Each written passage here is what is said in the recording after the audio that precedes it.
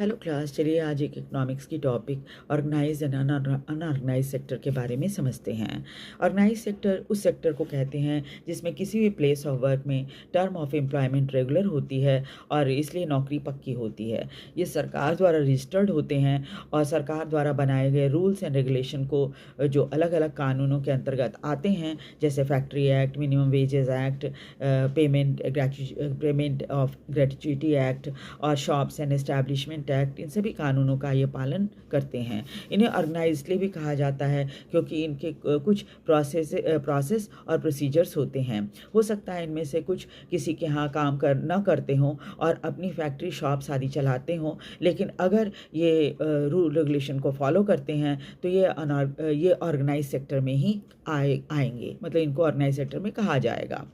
Organise sector का अर्थ बिल्कुल नहीं है कि सिर्फ सरकारी ही नौकरी हो। ऑर्गेनाइज सेक्टर में ऐसा नहीं होता कि सिर्फ सरकारी नौकरी को ही हम ऑर्गेनाइज कहेंगे, बल्कि अगर कोई ऐसा कोई ऑर्गेनाइज सेक्टर में काम करता है जहाँ उसे पेड लीव मिलती हो, हॉलीडे मिलती हो, पैसे नहीं कटते, प्रोविडेंट फंड, ग्रेच्युटी मिलता है और दूसरे कई बेनिफिट्स मिलते हैं नियमों के अनुसार, तो ये सभी के सभी ऑर्गेनाइज सेक्टर ही कहलाएंगे, चाहे वो प्राइवेट सरकारी हो या ना हो। अगर कोई फैक्ट्री है तो फैक्ट्री मैनेजर को सेफ ड्रिंकिंग वाटर की फैसिलिटी, सेफ वर्किंग एनवायरनमेंट की फैसिलिटी देनी होती है। और जब ये वर्कर रिटायर होते हैं तो इन्हें पेंशन मिलता है और नहीं तो फिर एक मुश्त रकम दी जाती है। और अनऑर्गेनाइज सेक्टर में ऐसी कोई व्यवस्था नहीं होती। ज़्यादातर अनऑर्गेनाइज सेक्टर जो है वो सरकार के कंट्रोल से बाहर होते हैं, इसलिए भी मुश्किल होती है सरकार को, क्योंकि ये छोटे छोटे यूनिट्स होते हैं और बहुत बिखरे हुए होते हैं।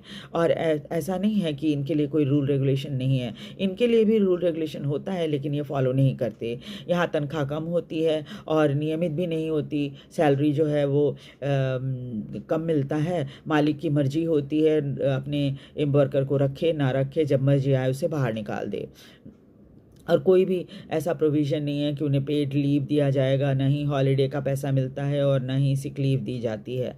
नौकरी भी पक्की नहीं होती, जैसा मैंने पहले बोला, ये मालिक की मर्जी के ऊपर निर्भर करता है।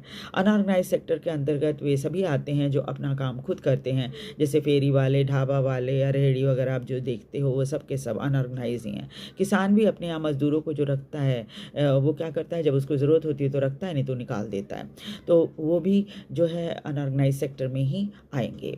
उम्मीद करती हूँ कि आप दोनों में डिफरेंस समझ गए होंगे और ये भी समझ गए होंगे कि क्यों सरकारी नौकरी के लिए लोग मारामारी करते हैं। तो वीडियो को लाइक और सब्सक्राइब ज़रूर कर दीजिएगा। Thank you very much.